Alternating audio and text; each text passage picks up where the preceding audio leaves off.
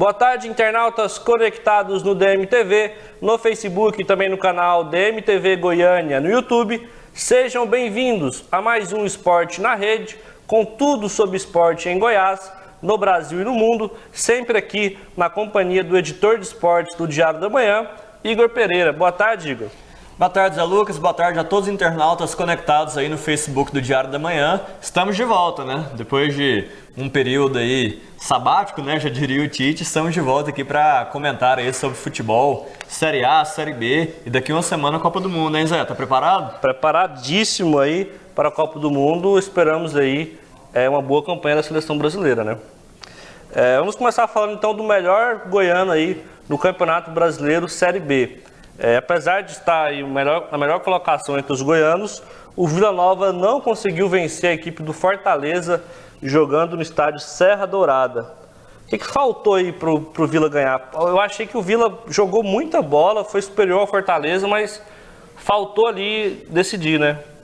É o que você falou, faltou fazer o gol, porque o Vila jogou bem. Exemplo do jogo contra o CSA, no Serra Dourada, o Vila criou chances de fazer os gols. A gente está vendo aí o goleiro Marcelo Boeck fez uma grande partida, mas não vem conseguindo aproveitar as oportunidades, né? O chute do Vinícius Leite, pressão no primeiro tempo, pressão no segundo tempo, teve o pênalti, mas não consegue fazer os gols, né? Isso é muito preocupante, tanto que o Vila não vence há 5 jogos na Série B, 3 derrotas e 2 empates, e nesses 5 jogos não fez nenhum gol. Então, assim, juntando os acréscimos, são 498 minutos sem balançar as redes. Sim, é muito tempo. Quase 500 minutos sem o Vila fazer o gol, né? Então, a exemplo do ano passado, né? O ataque vem sendo a grande deficiência do Vila Nova na Série B. Ano passado sofreu muito com isso. Esse ano conseguiu aí contratar alguns jogadores do meio para frente, só que continua com uma ineficiência muito grande quando o assunto é colocar a bola na rede. Tinha tudo ali pro Alain Mineiro, para dar tudo certo ali à noite pro Alain Mineiro, né? Ele que era jogador do Vila Nova, depois foi pro Fortaleza, o Rogério Ceni chegou, teve aquele problema, ele voltou pro Vila, era a chance dele fazer o gol da vitória do Vila Nova justamente sobre a equipe do Rogério Ceni, e ele acabou perdendo aí a melhor oportunidade, que foi o pênalti, que a gente vai ver daqui a pouquinho. Eu achei que se puder voltar aí a cobrança de pênalti do Alain Mineiro. Nesse gol que o Alain perdeu também, saiu cara a cara com o Marcelo Boeck. E assim, é aquela história, né? O pênalti acabou, na minha opinião, não sendo também, né? Chute do garçom, um pênalti bem mandrake, né? Que o Felipe Silva enroscou com o jogador lá, acabou induzindo a arbitragem nesse lance aí. Pra mim não foi nada, absolutamente nada. Esse Felipe Silva, ele é um centroavante bem alto, né? Forte. Grosso. Grosso, mas consegue ganhar jogadas na força, né? Quase fez um gol contra o CSA de cabeça e nesse jogo não criou nada, mas conseguiu o pênalti. E o Alain Mineiro bateu muito mal, né, Zé? Impressionante. Muito mal. Bateu praticamente no meio do gol, fraco, a meia altura. E aí, assim, você viu que o Marcelo Boeck, ele pulou pro lado e mesmo assim conseguiu pegar a bola. Se ele tivesse pulado pro outro lado, provavelmente ele conseguiria pegar a bola também, porque a bola foi mais ou menos no meio ali, a meia altura. Então, assim, era praticamente impossível o Marcelo Boeck não ter pego esse pênalti, né? Então, o Alain facilitou muito a vida. Muita gente falou que pesou o fato dele ter sido praticamente dispensado do Fortaleza, né? Não foi dispensado porque ele pediu para sair, mas não vinha sendo aproveitado e tal. E acabou que ele não conseguiu, era a chance dele se consagrar, né? Diante do ex-clube, e acabou talvez isso pressionando ele, e ele bateu muito mal o pênalti, né? Que ele sempre foi um grande cobrador de pênaltis. Muito mal batido, e o Alain Mineiro não fez uma partida ruim, né? Procurou a todo momento o ataque, sofreu faltas, fez até um bom jogo ali. O Vila Nova jogou com muita vontade, né? Jogou na raça ali, não foi uma partida de muita qualidade técnica. Mas o Fortaleza se defendeu muito, apesar de ser o líder da competição. O Fortaleza jogou, parece que para empatar com o Vila Nova, né? Mesmo apesar que não mostrou nada demais no jogo de ontem. Né? Claro que vai fazendo uma campanha muito consistente. Mas no jogo de terça-feira, o Vila tinha condições sim de sair com um resultado positivo. mas pagou pela sua ineficiência. Vamos falar então do Goiás. O Goiás venceu a equipe do Atlético Goianiense, mas já acabou aí sendo derrotado novamente, desta vez para Ponte Preta no estádio Moisés Lucarelli.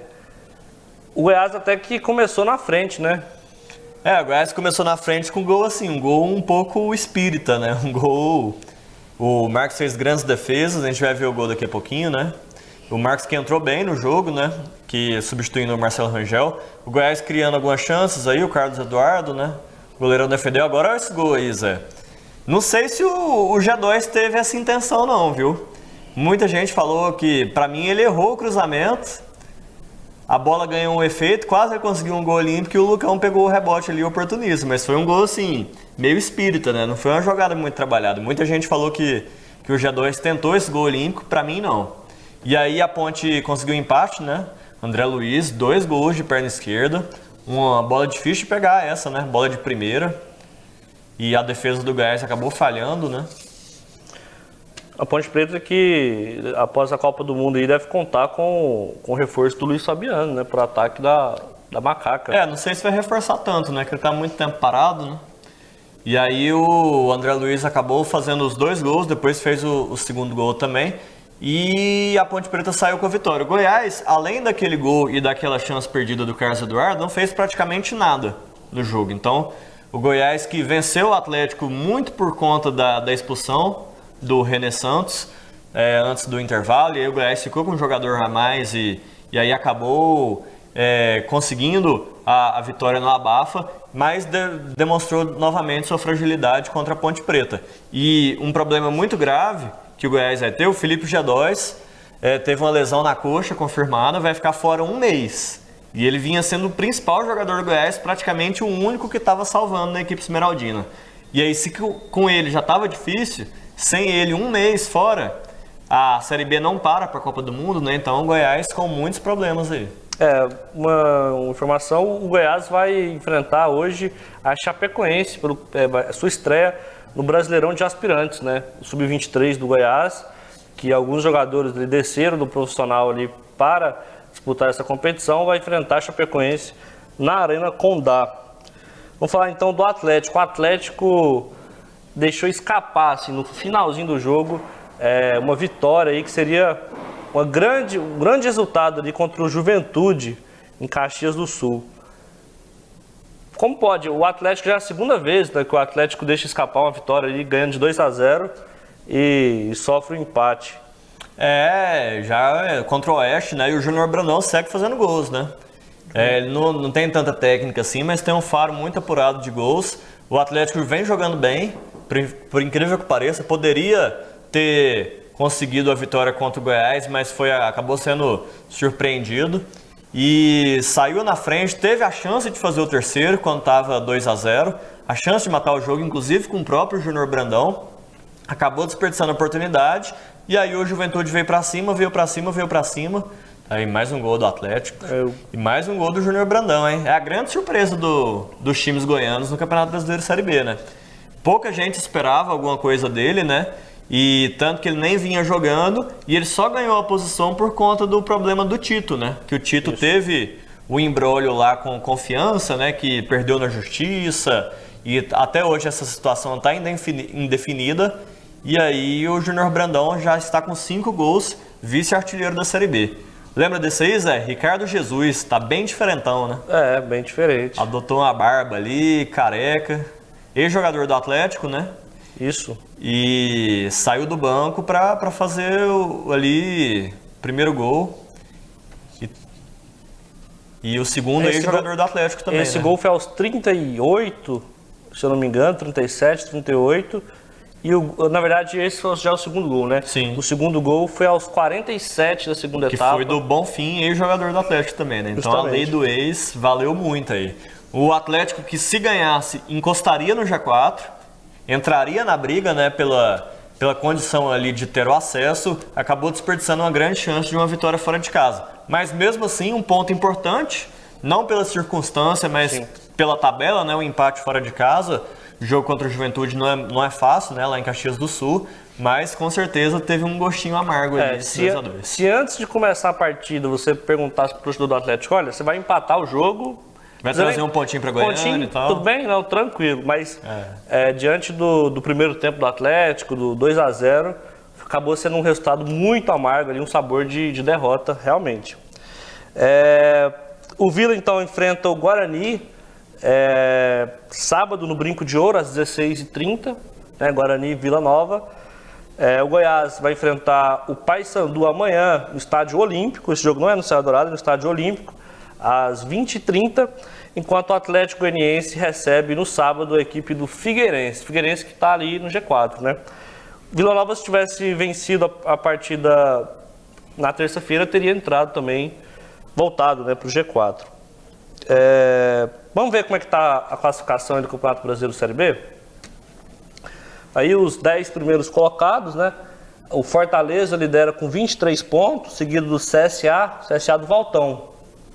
Não vem jogando lá não tá também, fazendo muita coisa lá não, mas o CSA do Walter está em segundo com 18 pontos. Seguido do Coritiba, que venceu na rodada 17. E o Avaí em quarto com 15. O Paysandu em quinto com 15 também. O Figueirense em sexto com 14 pontos. Em sétimo, Vila Nova. Em oitavo, Guarani. Guarani que vai enfrentar o Vila, né, um confronto ali direto. Em nono, São Bento. Em décimo, o Atlético Goianiense. Vamos ver a segunda página. 11º, Londrina. 12º, Sampaio Corrêa. 13º, Ponte Preta. Ponte Preta faz uma temporada bem abaixo, né? Oscilando muito, né? Muita oscilação. 14º, Juventude, aí que conseguiu um empate com o Atlético. 15º, Oeste. 16º, Brasil de Pelotas. E abrindo a zona de abaixamento, Criciúma, CRB, Goiás com apenas 5 pontos. São 5 pontos de diferença para o Brasil de Pelotas, né? Se o vislumbrando ali uma saída da zona. São 5 pontos. E em lanterna ali, empatado em número de pontos com Goiás, a equipe do Boa Esporte. O Goiás tem que reagir urgentemente, né? Já tinha que ter reagido urgentemente, né? Tá cada vez mais difícil. O Goiás tá parecendo aquela pessoa que cai na areia movediça, né? O carro que atola, a vaca que vai pro brejo. Quanto mais força ele faz para sair, parece que mais ele vai se afundando, né? Isso é muito preocupante. Vamos conferir os gols desta quarta-feira pelo Campeonato Brasileiro da Série A. Os gols. Rodada muito movimentada, né? Que a gente teve. Eu acho que o jogo principal da rodada foi o Palmeiras e Grêmio, né? Palmeiras venceu por 2-0. O Roger, que até esses dias estava incrivelmente pressionado, né? Porque ficou 2 partidas sem vencer. E aí o Palmeiras venceu o São Paulo, venceu o Grêmio, já é vice-líder do campeonato, né? Isso. Primeiro jogo que a gente vai vendo aí. O Vitória, né? Gol do Neilton. Venceu a partida aí o Vitória. Bateu a Chapecoense por 1-0, é isso? Isso, e a Chape entrou na zona de rebaixamento, né? Acho que vai ser um time que... O Atlético Paranaense que entrou, né? Daqui a pouquinho a gente confere, então. Acho que a Chape é a primeira fora da zona e o Atlético Paranaense entrou na zona de rebaixamento com a derrota para o Sport. Neilton que vem fazendo um bom campeonato pelo Vitória, né? Apesar do Vitória estar brigando aí, né? Contra o rebaixamento. Bom campeonato e ele era meu capitão no Cartola, né? Então eu me dei bem. Então você se deu bem. Agora que chutaço do Felipe Basta, hein? Eu achei que a bola tinha desviado no meio do caminho, mas não foi, né? Ela pegou um efeito esquisito, um chute quase do meio de campo. Ninguém esperava. Foi um minuto do segundo tempo. O segundo tempo havia acabado de começar e ele soltou esse petardo aí pro gol. Aí dessa câmera de baixo dá pra ver que a bola não desviou, né? Foi direto. Não desviou. Aí Cruzeiro e Vasco no Mineirão. O Egídio dá uma entregada, né? E o Andrei acerta um lindo chute ali, abrindo o placar. O Egídio tentou um toque do lado externo do pé, né? Tentou dar uma enfeitada ali. Ali não é lugar de brincar, né? Depois do jogo ele até falou, né, que... Pediu desculpas e tal, assumiu o erro. Aí o Corinthians, ali o jogo do Cruzeiro terminou empatado, né? O Raniel empatou o jogo, ficou 1-1. Aí o Roger do Corinthians... abrindo o placar contra o Santos de azul, feio demais esse uniforme. Descaracteriza, né? A gente não é muito acostumado a ver o Santos com essas cores, né? O Gabigol Mas é a errou. moda, né, pra vender o uniforme. E gol do Vitor Ferraz. Ex-Vila, ex-Atlético. Isso. O Gabigol que errou um monte de gols nesse jogo. O Santos tinha tudo para sair com a vitória. Vamos ver então a classificação do Campeonato Brasileiro da Série A. O líder é o Flamengo, que tem um jogo a menos, inclusive, né? 20 pontos. Enfrenta hoje o clássico Fla-Flu, enfrenta o Fluminense. Seguido do Sport. Sport que com essa vitória diante do Atlético Paranaense assume a vice-liderança. Terceiro colocado, Palmeiras, que conseguiu vencer a equipe do Grêmio. Quarto lugar, Cruzeiro. Quinto, São Paulo. Sexto, Grêmio. Sétimo, o Internacional. Oitavo, Corinthians. Nono, o Fluminense. Em décimo, o Atlético Mineiro. 11º, América Mineiro, que enfrenta hoje o Atlético Mineiro.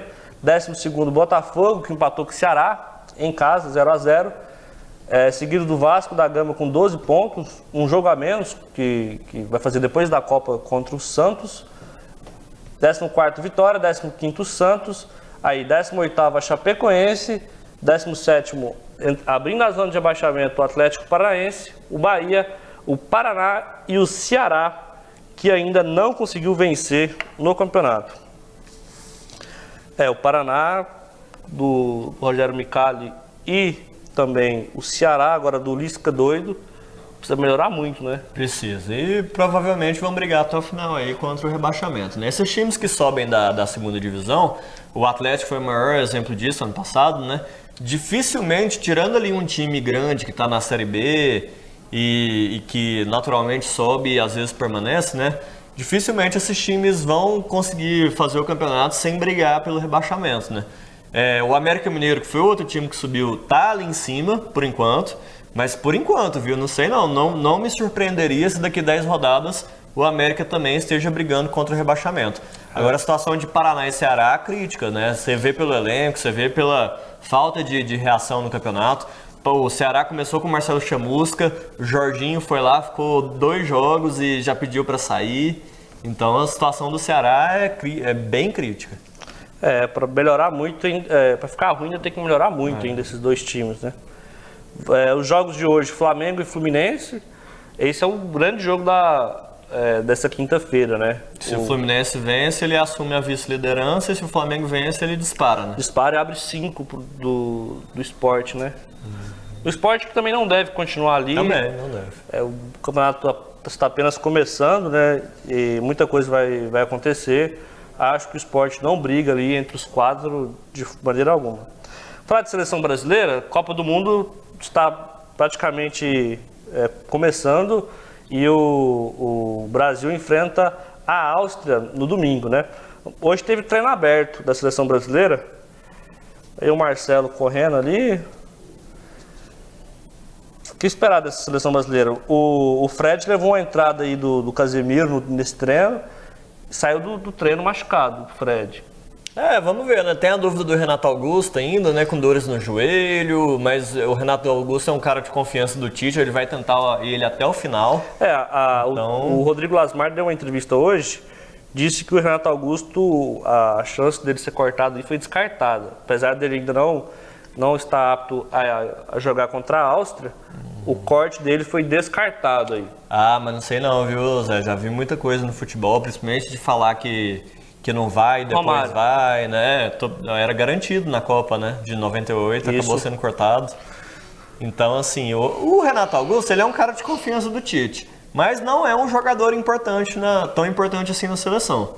Pensa até que se ele ficar fora, você tem ali o Luan, você tem o Arthur, que pode cumprir uma função mais recuada, mas como ele é um cara de confiança do Tite, a CBF vai tentar levar ele até o final. Então, isso aí você pode esperar. O Fred é outro jogador também, que não deve preocupar, deve ter sido só uma pancada, mas é um jogador que não faz falta também. O grande problema da seleção, que todo mundo tem que estar atento, é com o Neymar, né? Porque o Neymar vem se recuperando de lesão, entrou no segundo tempo contra a Croácia, né? Resolveu o jogo e a gente viu. Eu até escrevi sobre isso essa semana no Ponto a Ponto do Diário da Manhã, que a gente achou que tinha superado a Neymar dependência, Mas parece que não, né? Tanto que a seleção brasileira contra a Croácia foi uma sem Neymar e outra com o Neymar. E o que me preocupa mais é que sem Neymar, o Tite não tem confiança no Tyson. O Douglas Costa ainda tá voltando de lesão também, né? Ficou fora do jogo. O Douglas Costa poderia ser um substituto. É o jogador que tem as características que mais se assemelham ao Neymar, mas assim, com a qualidade técnica muito abaixo, obviamente. E o Tyson ele não confia, o Tite provou que ele não confia no Tyson.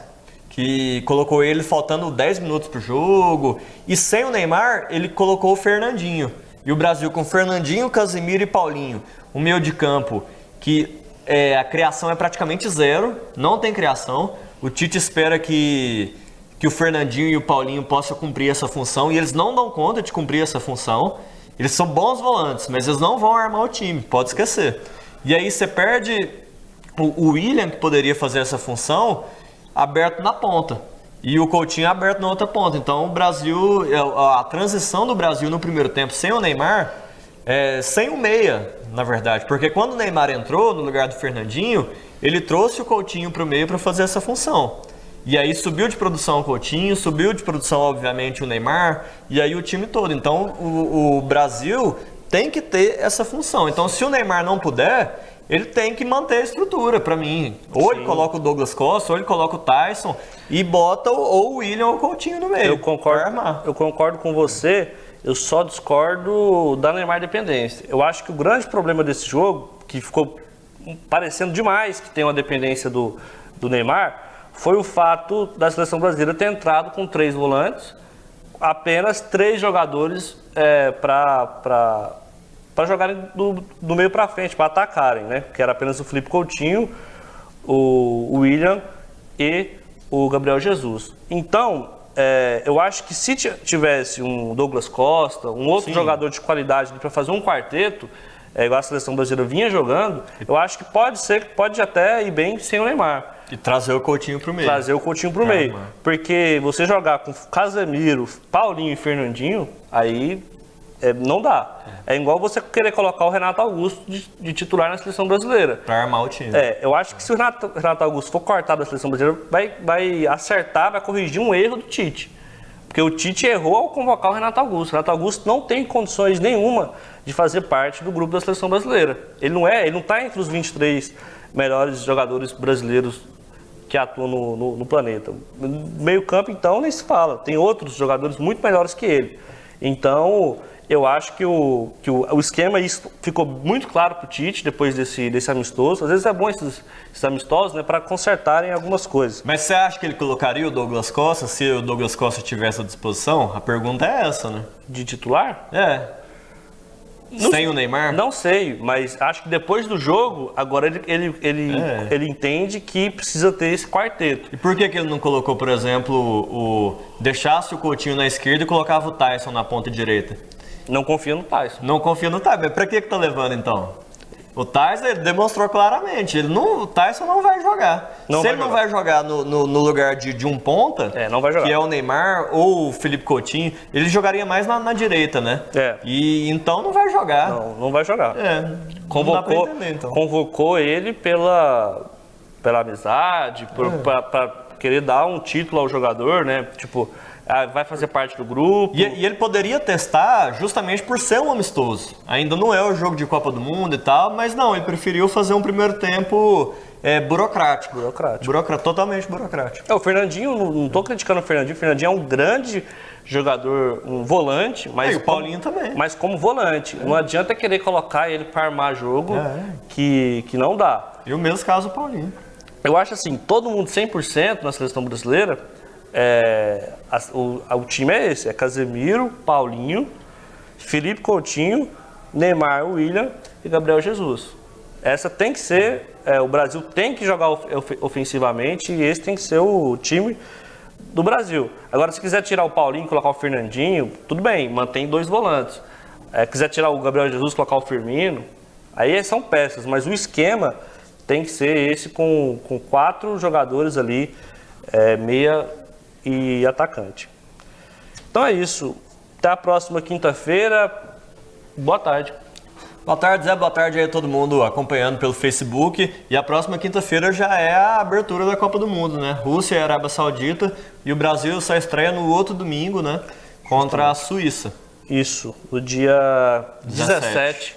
Dia Domingão. 17 às 3 horas. 3 horas. 3 horas Três da tarde horas. em Rostov. Em Rostov, o segundo jogo às 9 da manhã e o terceiro de novo às 3 horas da tarde.